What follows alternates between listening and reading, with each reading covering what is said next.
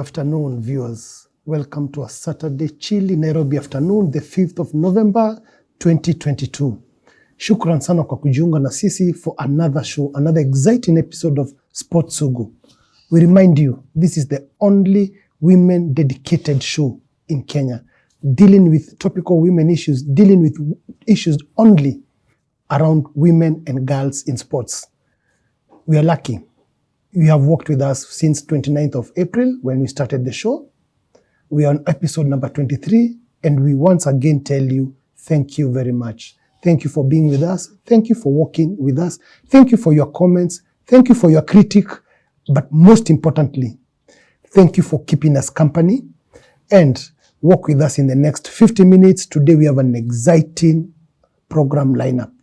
An exciting sport. Now, for the very first time in Kenya, we are having a discussion around it. We are going to introduce our guest shortly, but the social media channels, GBS TV, follow us on Facebook, on Instagram, and on Twitter.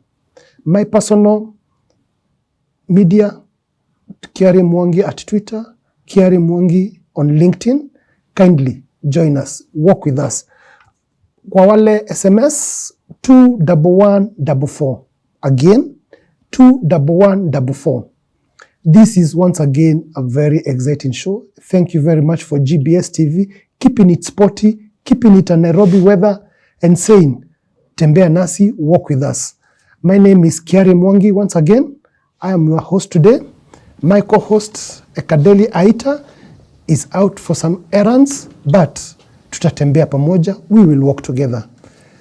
I want to introduce, without further ado, our guest for Saturday. Welcome. Asante sana. Tuanze tu na jina yako. Wewe ni nani? Kwa majina naitwa Karonange. Na mimi ni mtoto wa kwanza kwa familia yetu. Tulizaliwa tukiwa watoto wanne. Okay. Na pia mimi ni mama. Na pia mimi ni mpenzi wa mtu. Na pia niko kwa sporti. Kwanza sana hapo. Kwanza hapo sasa umetaja. Wewe ni mwana sport, wewe ni mcheza. Tupatie tu kidogo tu. Karo nani kwa sport? Sport ulianzia wapi na nani? Kwa kwanzia nilianzia netball, interesting enough. Nilianzia kwa netball. Then if you're a sport person, you can play any sport. But yenye imenishinda ni football. Okay. But hizi zingine zote nang'ang'ana nazo. So I can play handball as well as chukball.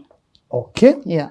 For chukball, for the viewers, kumbuka we had Karo Githaiga hapa once in one of our shows, I think episode number 11, akatupeleka through chukball. Akatuambia chukball, akatuletea ball kwanza alituletea ball hapa. Leo tuko na kapi. But hiyo tutazungumzia chukball baadaye. Yes. Show ya leo, today, we are discussing about play handball. I know. Play handball, watu labda wanaweza uliza ni nini, imetoka wapi, na play handball, watu wanajua tu handball. Sasa kwanza, kuna play handball na kuna gani ingine, kuna deaf handball, na kuna beach handball, yes. Na gani ingine? Kuna street handball. Street handball. Yes. Hapo sasa. So, beach handball, first kuna handball. Yeah, kuna handball. Handball. Yes. Alafu kuna beach handball. Kuna street handball. Street handball. Yes. Na kuna play handball.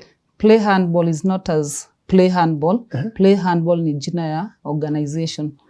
Oh, yes. Okay. It's the organization that now coordinates. It's called play handball. It's called play handball. Yes. That coordinates handball. Handball. Yes. Aha. Yeah. So there you have it. Today we are talking about handball.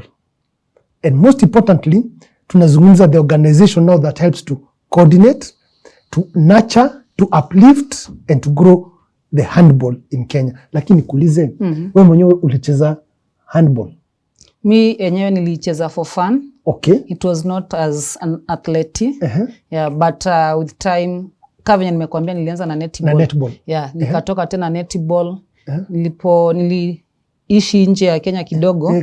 Nikakutana na mdada mwenye sasa ndio tumeanza na hii play handball, mwenye amecheza professional German handball.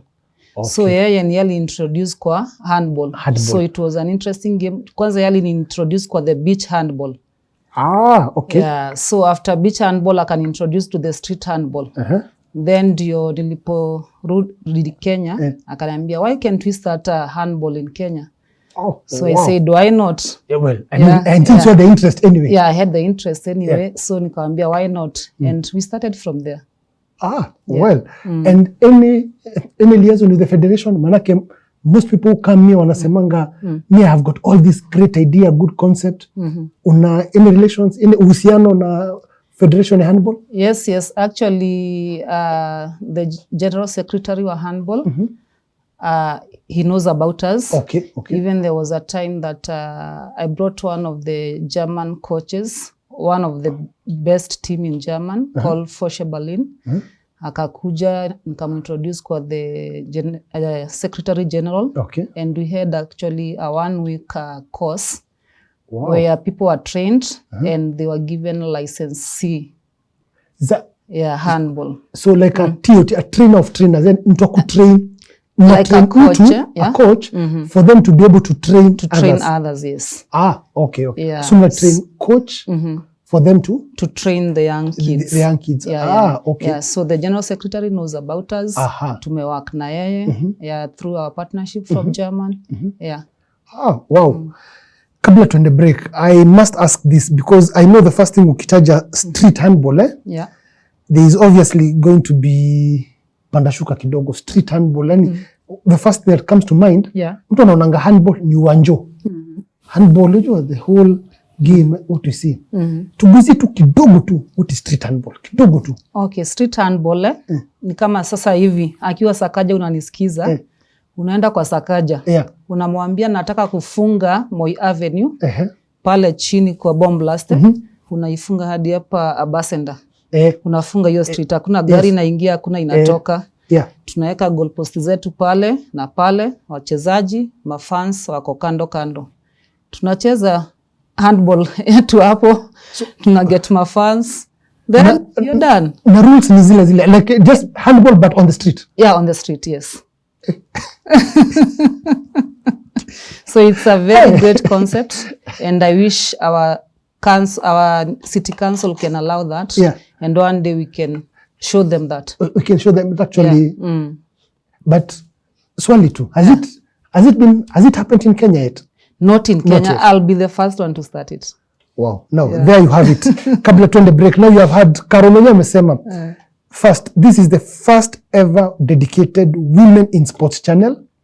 Karonange amesema she wants to be the first kuanzisha street handball in Kenya.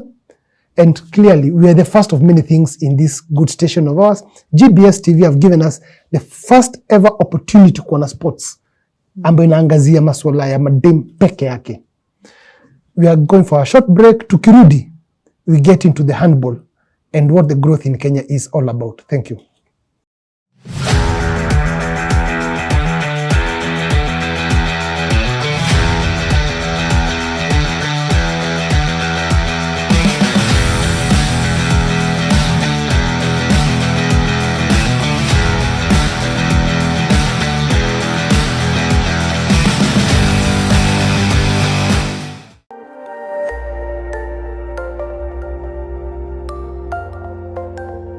Everywhere, GBS.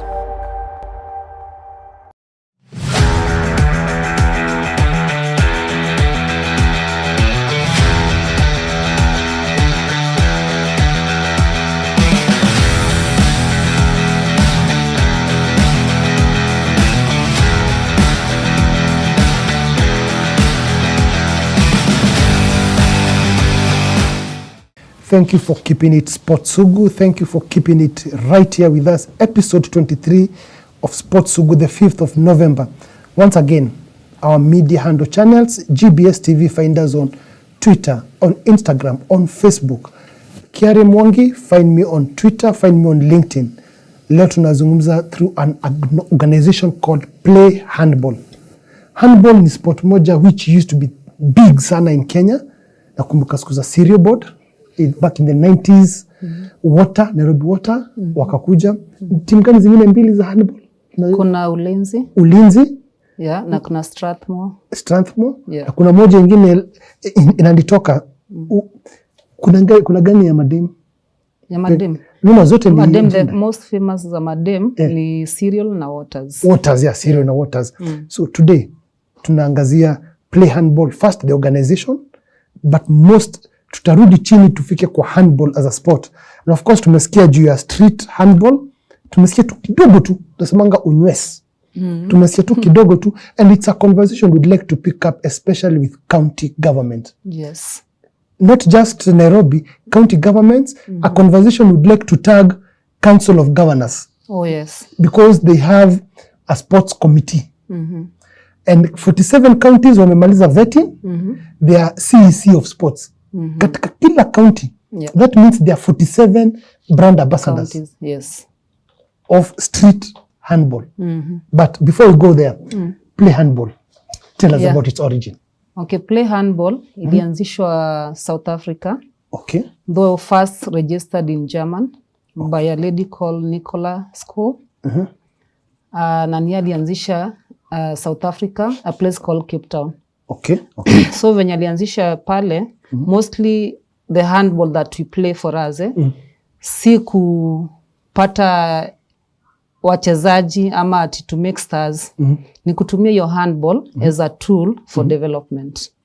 Okay. So when we mean a tool for development is using this handball to educate young kids on environment, on life skills, behavior change. Okay. Yeah, about early teenage pregnancies, about sexual transmitted diseases, all the component of reproductive health. You use that sport to educate them. So it's like a tool. So it's a tool. It's an outreach. Yeah. Manake wanasemanga SRH, sexual reproductive health. Yes. That the whole teenage pregnancy, HIV, AIDS. Yeah. Okay. Yeah. So venye yakaianzisha kule South Africa. And then by that time, acha niseme, I was lucky. I was living there. Okay. So she became a very good friend of mine. And then when I relocated back to Kenya, na tulikuwa venye nimesema tu tulikuwa tumeenda beach, tumecheza, tumeenda kwa street, tumeenda kwa different schools, kucheza na watoto kule Cape Town. Yeah. Alafu kwa very underprivileged kids. Kwa sababu pia huko kuna maslums kama huku tu kwetu Kenya. Yeah, so pia huko tulikuwa tumeenda tukacheza na watoto about handball and using it as a tool. Okay. So akaniuliza, can this work in Kenya? Nikaambia it can. As long as I have the concept, then it can work. Yeah, of course. So I remember the first training we did was in Kisumu on environment. Yenye ilikuwa sponsored by the German Embassy Nairobi na organization ajita Conrad. So after that we saw a lot of interest because sana kwanza kwa mashinani watoto wajui handball ni nini. Hata sasa hivi bado hadi saizi na imekawia. Ukipelekea watoto mpira ya handball, waambia watu train you, utaona mtoto amechukua mpira, ameweka chini, anafuta. Default. Yeah, so it's not famous yet. Yes. So our number one objective was to make it famous. Okay. And also number two objective was to train the kids using it on how tunaweza preserve environment. Okay. Now through that tuko na program ambayo inajiita Eco Bricks. Eco Bricks. Okay. So what we teach the kids is wanachukua hiyo chupa ya soda. Yes. Hizi za plastic, Yeah. Hiyo ya soda, ya maji, kama hiyo yenye unakunywa nayo maji. Then kuna hizi plastic. Uzuri walibana a lot of them in Kenya, but kuna hizi bado za mikate. Hizi zinafunga mikate. So after watu wamekula hiyo mikate si wanatupa everywhere. Yeah. So when we do cleanups, tuna collect hizi machupa na hizo makaratasi. Okay. So what we do is stuff those makaratasi ndani ya hii chupa hadi inakuwa hard kabisa. Then we use those bottles to make even such a table. You can make a table like this using those bottles. Reusable furniture and all that. Yeah. Wow. So hata ukiona t-shirt zetu kuna zingine sijavaa hiyo, kuna yenye iko na hapa nyuma tumeandika taka ni mali. Sababu hizo takataka tunaokota zinakuwa mali. Na zinakuwa do. Kwa sababu kitengeza meza kaa ni kikuuzia si utanunua. Si ndio sasa? Taka ni mali. Taka ni mali. Ala. Yeah. So Kisumu imekuwa Kisumu mlikuwa which year? Kisumu that was in 2016. 2016. Yes. And that was the first place Playhandball organization landed in Kenya. Yeah, that's where it first did its training. The first training. Yes. Wakati land Kenya. Wakati land Kenya. Okay. Tukaifanyia pale Kisumu. Na after that, sasa tukaanza the second training tukaifanyia hapa Maisa Komarok. And we invited different organizations that are using sports as a tool for development. Okay. That is Maisa. Yeah. We have another organization called Pendo Amani in Juja. Yeah. Tuna Angaza in Thika. Then tuka invite for that training na tuka train their coaches on how can you use handball as a tool. Wow. Yeah. So Kisumu 2016, then Maisa, then 2018 Maisa. 2018 kwa na hiyo training ya Maisa, na ika invite all those groups. Those groups. So basically Maisa, kwa people watching us, Maisa iko located Nairobi. Yeah. Na Juja na Thika is on the environs of Nairobi. So Kisumu was the first outer. Yeah. Outer ile kwanza ile when you landed 2016, then you came to Nairobi. Yes. And its environs. Manake nimesikia Juja na Thika. Na Thika, yes. Okay. But the name is the same. Objectives in the same. The same kabisa. Same objectives. Same objectives, using handball as a tool for development. Aha. Yeah. So the usual, sasa vile umesema environment, life skills, mindset, behavior change. Yeah. Wow. Very interesting, because right here at GBS TV, they have programs which are running in Kisumu. Nice. Na wameanza juzi. My good friend Pastor Ochido Eric is coordinating some of the activities kule. Na inaonekana through this show, tuta link up na wewe na Playhandball to see what we can do in Kisumu. That will be very nice. Because I think there's a whole conversation about GBS TV in Kisumu. Mindset, training, life skill training. Na since you sports, basically that's the linkage. Yes. Let's go to so far. Manake, good, imefika Kenya 2016, 2018. What is the reception so far? Unaweza semaje? Reception, watu wanaitake very positive, because right now actually we have another partnership in Narok. Oh. Yeah. And recently nitakuwa na meeting kesho na lottery firm ya German. Wanataka kuni-introduce to another organization in Meru. So we'll have another branch in Meru very soon. Wow. Yeah. So people are taking it very positive, and they are seeing the sense in what we are doing. So I'm thinking in a few years time, itakuwa a huge thing. Wow. Well, I mean, the fact that tumetaja Narok, na the first thing ukitaja Narok na sports, black and white, yani azingiani. Because that najua from the end of football, I know there's Narok Stadium na kuna teams zinacheza football there na nini, but still association ya Narok na sports has never been azingiani. I mean, tukienda place wambie mtu mena Narok kucheza sports, anashindwa aje. So really interesting. Now let's go to age categories. Manake so far it's good. Na clearly tool for development looks like in a target youth, like any that whole the objectives is umetaja. What are the categories so far in terms of age? Age category, at first when we started we thought secondary school itakuwa poor and all that but when you look at our handball in the country, most of them wanatrainiwa wakiwa secondary school. So when you go even to the stadium watching them play, una find the basic in it bado ndio at that level, bado wana struggle get. So as working with the Germans volunteer, because we always get German volunteers, they come here for a year, we post them to those organizations and they help with the skills itself. Utapata mtoto ako 18 years alianza kucheza hii handball akiwa 9 years. So yani ni kama imeingia iko ndani yake. Anaweza hata cheza kama amefunga macho. So we want to adapt that. We want to start at least from 9 years. Unaanza na uto to basic. By the time anafika secondary ameiva. So all African teams hawataweza Kenya. So basically I think hapo umempeleka Europe and other developed countries, where tunaonanga those under 12 where those kuna kuangana structured development.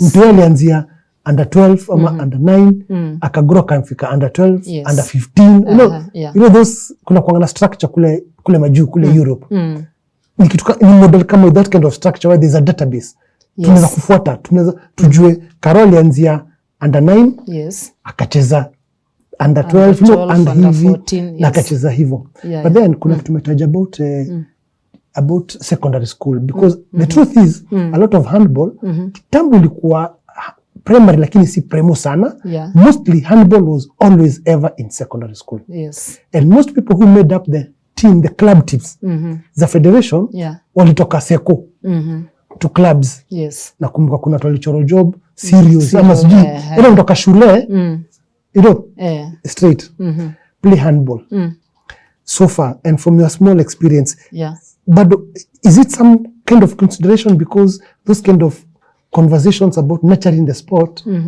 to use it as a feeder team to at club level like our partner in Kisumu she's called Ruth Moody she's doing an amazing job because what she's doing she's starting like in that level tunamtumia volunteer anaanzia primary and then she has the potential of looking for scholarship za secondary because actually handball is big in western part of the country than the other part of the country so you'll find kuna secondaries in the western part of the country they offer scholarship on handball so what she's doing is if the child amekuwa mpoa kabisa akimaliza class 8 anakuwa already amemtafutia secondary yenye itampatia scholarship kwa sababu ya handball na secondary ambayo pia which plays handball like which also plays handball so kuna ile development so kuna ile career development especially in western part of the country kuna hizo secondary zenye we deal with handball and these kind of sports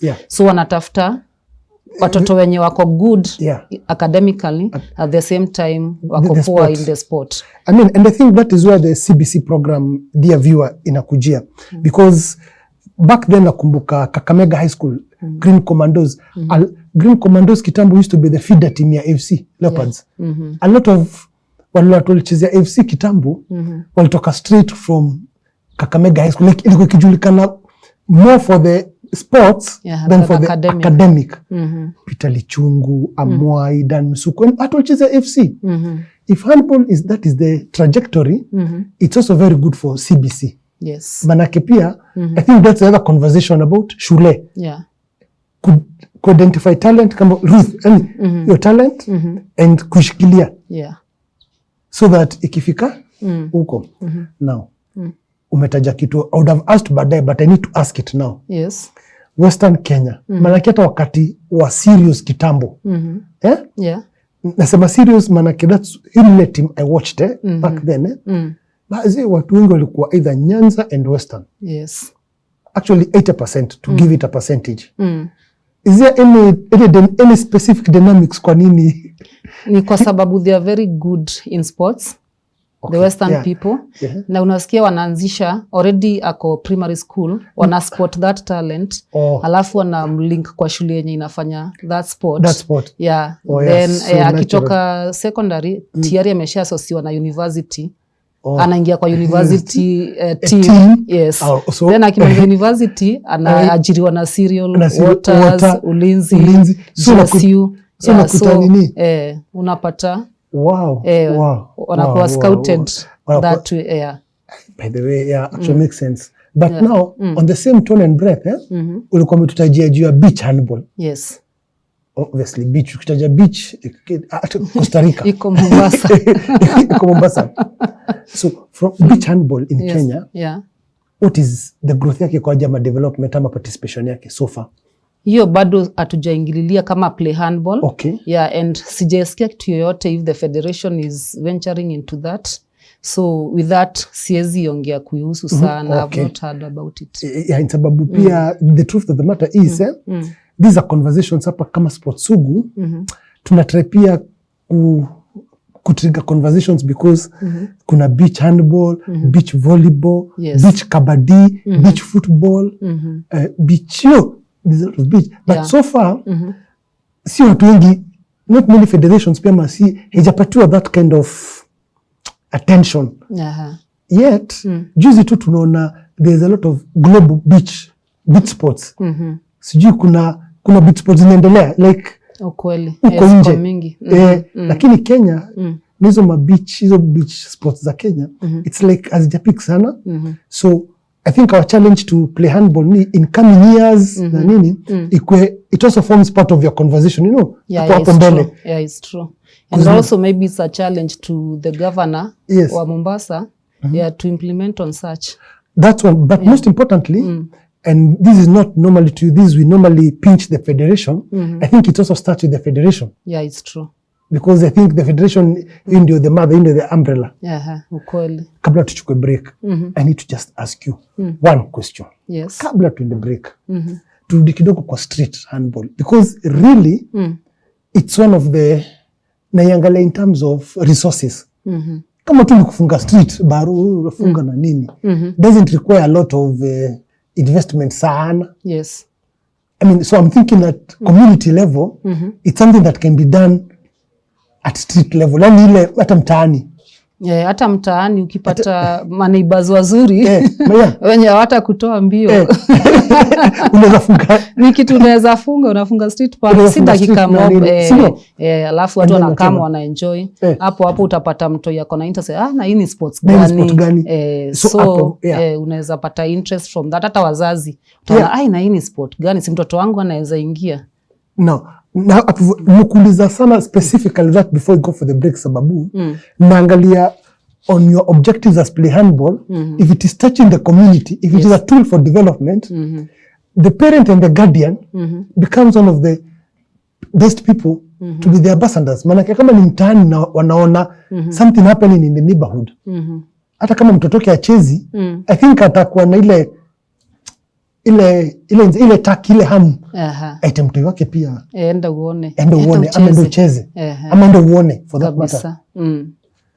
Usibanduke. We are going to come back right away and talk more about Play Handball, the organization, about handball as a sport. And yes, I can see one of your questions nakuja, tutamuuliza handball inachezongo aje, what are the teams ni ngapi, what are the rules of handball, ndio even as you do all this beach handball, street handball, what are the handball, deaf handball, tujue the rules governing it. Usibanduke. Remember, GBS TV, our social media, catch us on SMS 21144 and Twitter, Facebook, Instagram, GBS TV. Thank you. Usibanduke.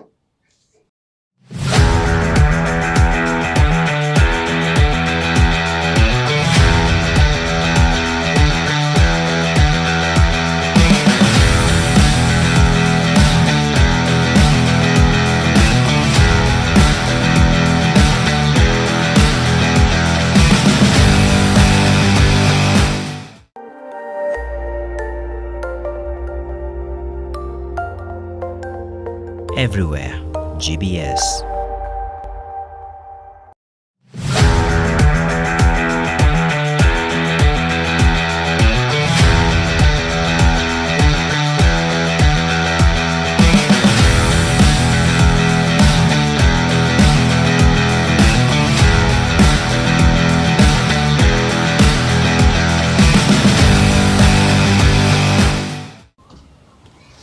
Thank you once again for keeping it Sports Sugu, the channel that only speaks to women and dedicated sports channel only for women.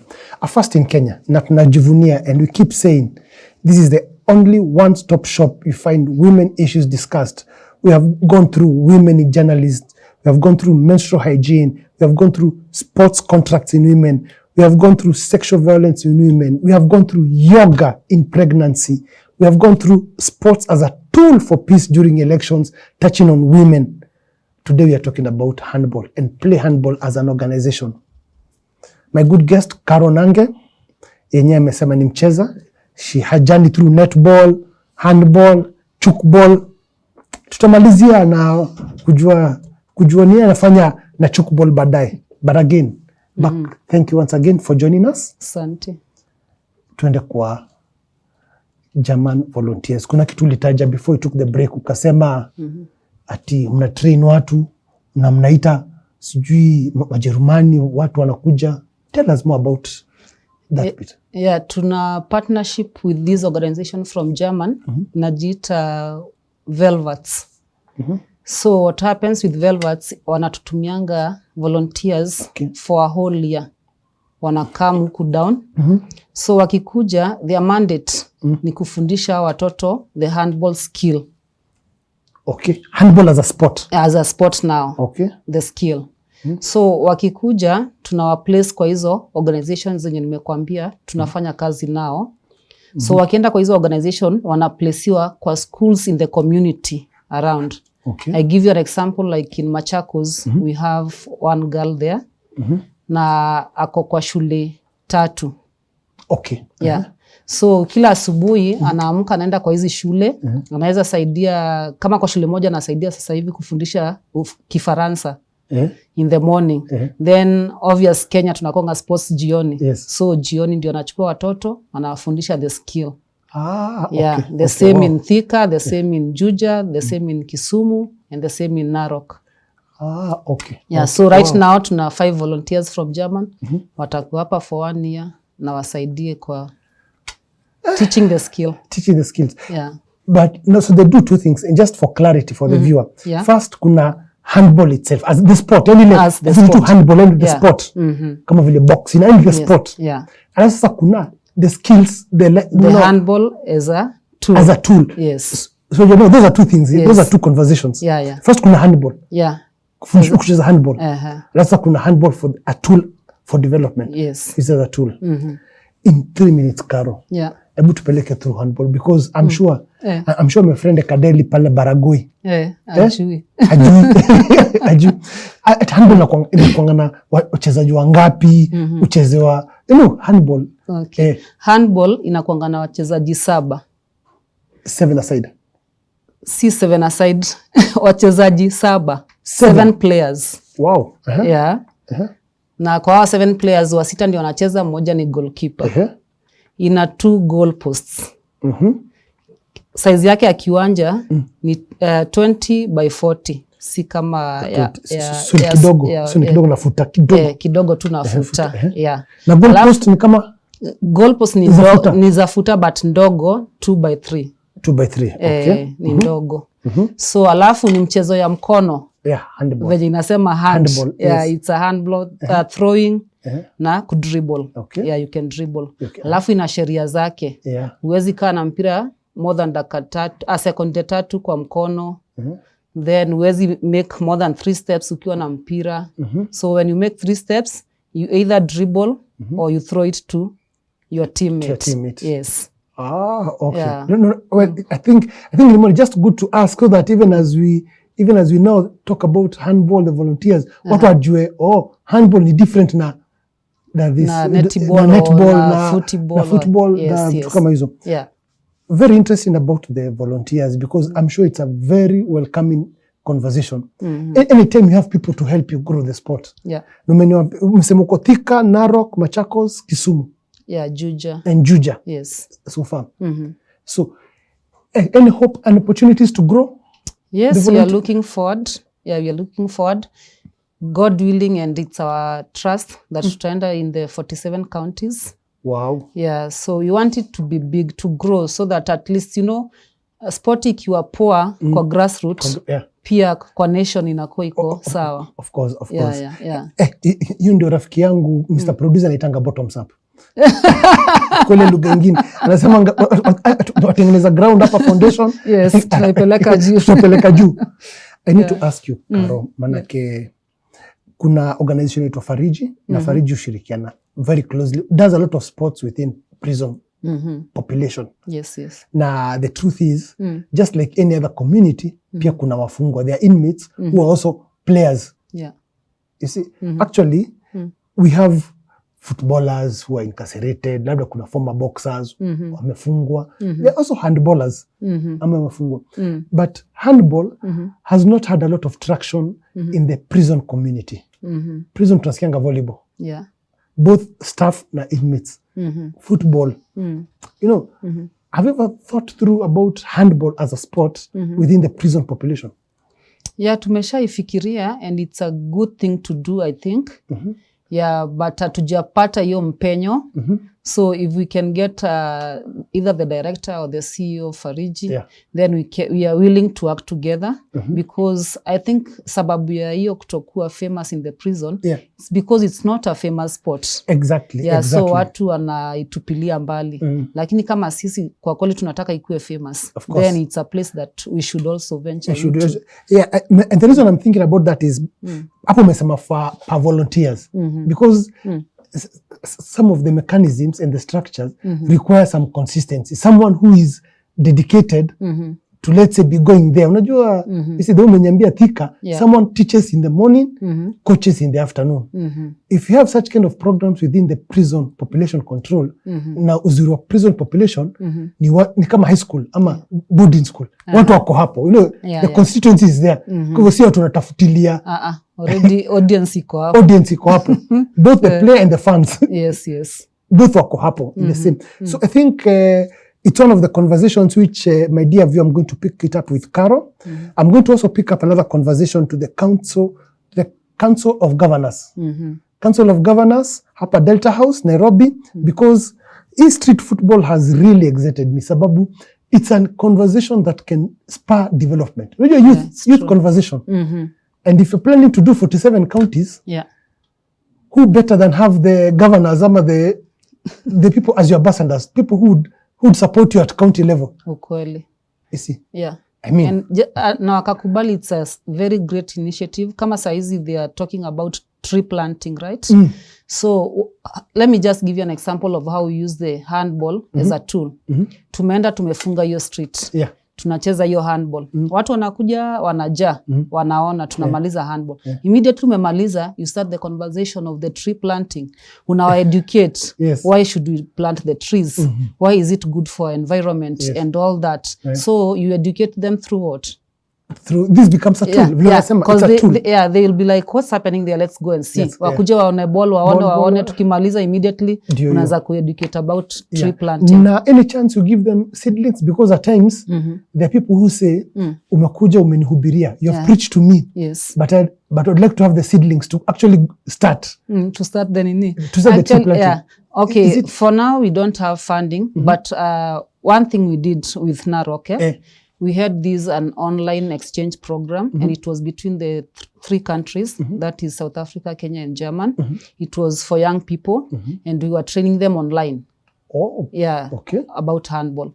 So after we trained them, the end of the course, they had to do something of their own, what they want to do, some practical. So the coach from Narok decided she wanted to plant trees.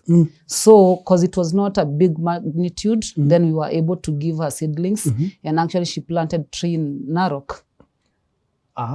So actually now became an initiative. Yes. Yeah, after the 1 week course. As a follow-up. It was not a 1 week course, because we started in November until it was in June. So you were doing 1 week, every week, almost for 6 months. Then after that, what do you want to do? Then she was like, I want to plant a tree, because their place Narok, unajua venye kumekauka. Of course. So she planted a lot of trees. And I had a meeting with her the other day, and the trees are doing well. Well, at least vile umesema, when you invite people to come and watch the handball, and use that platform to educate them, to engage them, hapo tu ndio utapata converts. People who are willing to get to you. One of the conversations, I'm sure, and one of the social media feedback that will soon be flowing will be, I want to be a volunteer. I'm an ex-handballer. Mimi niko mashinani, nilicheza wakati wangu. How would I join Playhandball? How would I volunteer? How would I contact you? You know, but before the contact, how? Because kuna handballers. Sana what we do, tunapatananga na hizo offers sana. So tunaangalianga mtu, umeniambia wewe ni handballer, you want to volunteer. Kwa saa hizo uko wapi? Akiwa uko Kisumu, na kulink na Ruth pale Kisumu. Pale Kisumu. So unaenda unasaidiana na nani? Na Ruth. Akiwa uko Thika hivyo. So with that tuna work as a big team together. Of course, because I think vile umesema, one of the key objectives is to grow the handball sport. The handball sport, yes. Hapa Kenya na nini. I still need to ask you, umetaja 5 so far, nimesikia umetaja Thika, Juja, Machakos, Kisumu, Narok. Any hope ama umeanza kuangalia kwingine ama still you are trying to first grow there ama you are still on the lookout for Wajir, Tana River, unajua county, so what are your programs like so that for expansion? Expansion, we are ready for expansion, though still lazima to make hizi zikuwe strong, the ones that we have. But since handball, it's not an expensive game. Bora tu na mpira na kiwanja na watu wa kucheza. I require a lot of resources into it. Yes, of course. So if someone is able to sponsor themselves, as we just give them a methodology on how to do it. We are ready to expand. Okay. But giving funds, we don't have funds for giving. We are also looking for funds. Of course, resource mobilization. Resource mobilization is a job. And kutafuta pesa ni kazi. Ni kazi. And it is actually a department. So semanga it's a department by itself. By itself, Resource mobilization. Kazi yako ni kutafuta do kabisa. And that's your KPI. Kutafuta pesa.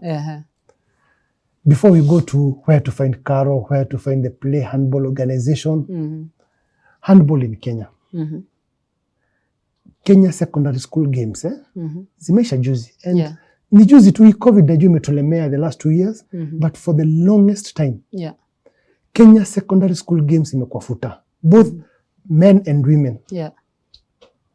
Have you tried to engage Ministry of Education as one of your stakeholders just to see whether handball can also be one of included in the menu? Maana ukitaja ball za seko, ukitaja secondary school games ni futa. Yet not everybody plays football for that matter. Okay. As you said earlier before, federation ndio kichwa ya everything. Yes, of course. Nao ndio inafaa waspie gari. Yes. Having said that, venye tu nimekuambia tumekuwa in good contact with the General Secretary wa Handball Federation and he's thinking of the same. Okay. Because after the training yenye nimekuambia tulienda tukafanyishwa na tukapatiwa the license D ya handball. So the mandate alitupatia ni go spread this handball in the community. Isidai. So hata yeye vision yake ni anataka ikue huko chini. Ishike mashinani. So working with him, he will be able to also go to the Ministry of Education and let us in the schools. Of course, because sasa itatoka federation. Question, Karo. Gender percentage, because hii ni women sports Sugu. Kuna mademu wengi ucheza wako kwa handball space. Kuna mademu wengi kama hiyo Serial wana team, Waters wana team, tuna national team. Hata kuna under 20 kunazo. Kuna team? Kunazo. But kwa mashinani ndio handball haijulikani. Na because Karo yuko mashinani. Karo yuko Narok kule kumhema. So far from your experience, umona percentage ya madem ikigrow, what is your percentage and in terms of growth ya madem? Let's say Ruth akwambie nilianza na dem moja, sasa niko na madem 5. Unajua? Okay, madem tuna challenges mob. Kama vile nimesikia umesema umefanya shows menstrual health and all that. So madem mostly, if you're not very careful with them, utacheza nao 1 year tena wametoroka. Kuna mwenye ameget ball, kuna mwenye sijui amepelekwa kwa auntie fulani mahali fulani. But so far so good, tuna try our best venye tutakipawa madem into it. Ndio maana nimesema tunataka tuanzie at 9 years. Huyu mtoto unamtengeneza unamkarabati unamtengeneza by the time anafika hiyo secondary yeye anajua tu ni masomo, juu pia tuna advocate for masomo. Usikue tu ni sports ati ni handball pia masomo unatilia maanani. So zinapelekana? Zinapelekana. So uko hapo unachapa masomo, unachapa sports. Juu kitambo unajua tulikuwa tunaambiwaje sisi tukigrow. Nikikupata ukicheza hiyo mpira. Kitabu yako iko wapi? So tuligrow tukijua ni kitabu. Tukujua talents zinaweza ukijua talanta inalipa. Ungejua talanta inalipa. So ndio maana unapata kama sisi tumeingia chukball tukiwa tumegrow. Unaona? Mama nikiwa mama already. Kina Karo, kina Papa, ni kama mko mama. Tukiwa mama. Juu tulikuwa tunaambiwa hiyo mpira nikikupata nayo. So tuna advocate for girls. For girls to shule ndio. Nini pia michezo ng'ang'ana. Ndio akiwa masomo itakulemea, mchezo inaweza kuinua. Mchezo ikikataa masomo lazima ukue. I think venye tu nasema hapo hivyo, and just to the viewer pia, I think pia to parents and guardians pia hapo hivyo kuna challenge mtaani. I respect them a lot because for women and growing girls understand it's twice as hard. Manake one of our show guest hapa alikuwa boxer. Di moja wa hapa H-Town. Weyego Alice alicheza April, alicompete boxing Congo. Yali tupatia challenge yake, one of her greatest challenge ilikuwa kwenda gym. Manake alikuwa kwenda gym kama after. Kama maboys washa train ndio anamuita. Manake hakuna gym ya madem, utasema ati kuna gym. Gym yako na nini. Na alikuwa kwenda kwa gym, kwanza anagoja maboys wa train. Manake for them, unafaa kwa jikoni, unafanya nini hapa? I mean, so I think pia na pia katupatia one of the other challenge ilikuwa pia acceptability, which I think tutakuita tena because we need to talk to parents and guardians. Because Ruth is doing a good job huko. I know pia rafiki yangu Victor Cielo in his own small space na nini, but you need to have a lot of buy-in from parents and guardians. To let their children come to you, and to also perhaps encourage them from their home front. Wajua? Labda manake they might be willing, ama someone might be willing to play, to come, to, let's say Ruth as an example, lakini anakanyangiwa sana na wazazi. Ama wazazi haoni hiyo vision. Kweli. So I think as a Playhandball organization, one of the challenge tutakuachia is to also have parents and guardians as part of your conversations. Ati amu unaonaje hapo? Hiyo itawaka vizuri kabisa. Ni kama nikikuja kwako, ndio nitoe mtoto wako kwako, lazima ukue umebaini. Ndiko umebaini kwa hiyo story. Usipobaini pia mtoto nitamlose. Utalose mtoto. So ni lazima tuwak pamoja na wazazi, tuwak na walimu, tuwak na community as a whole. Ndio mtoto wa 9 years. Because mimi pale nda kushika next time ni pale tu umesema goal yako ni kushika mtoto wa 9 years na kumjenga. Kabla fike under 20 ako sawa. Yuko sawa. In 1 minute Karo. Kidogo acha tuteleze kidogo tuingie chukball. Manake najua hivyo. Hebu tuambie chukball kwanza unaendeleaje, manake nasikia Karo alikuja hapa akasema sijui Czech Republic sijui nini zoezi. Chukball saa hizi bado tunafanya tizi. Si uenda every Saturday pale Mihango. Tuna train team ya madem, national team. Venye tu Karo alikuambia tuliqualify. Tulienda, actually tulikuwa tumetrain only 4 times. Like 1, 2, 3, 4 times. Alafu tukaenda tukakutana na ma teams wametrain for 13 years, kina Cameroon. Kina Uganda, Benin, nani. But tulifaulu, tukatoboa, tukashika silver.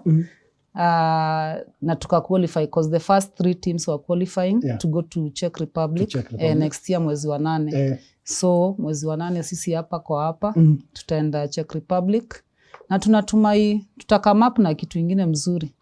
Na sisi kama GBS TV tuliambia Karo na tukamwambia Karo both names tuko nyuma yenu, tutawafuatilia na penye pa media in terms of keeping conversations. Tutatembea pamoja. Asante. As we come to the end of the show, Playhandball organization, mwongelea street handball, beach, hatukuguzia deaf handball because that's a topic nataka tulete that as a conversation by itself. Karo atatembea na marafiki zake kwa deaf handball, atatuletea hapa because we need to have a conversation about deaf handball as a conversation by itself. Isikuwe AOB. Ili story to by itself. Because it's a unique story. It's a good story, it's an inspirational story, and especially for parents and guardians who have people living with disability. Yes. Yes. Whom we also encourage them to have such kind of sporting. Yeah, yeah. Autism, kuna tuficha mtoto. Watoto Wanafichwa. Kabisa. Karo, kwa kumalizia, wanaweza kupata wapi? Mtu yote anaweza taka kunitafuta, nambari yangu ya simu 0798319977. Unaweza nipata pia kwa Facebook under Karo Nange, kwa Twitter Karo Nange.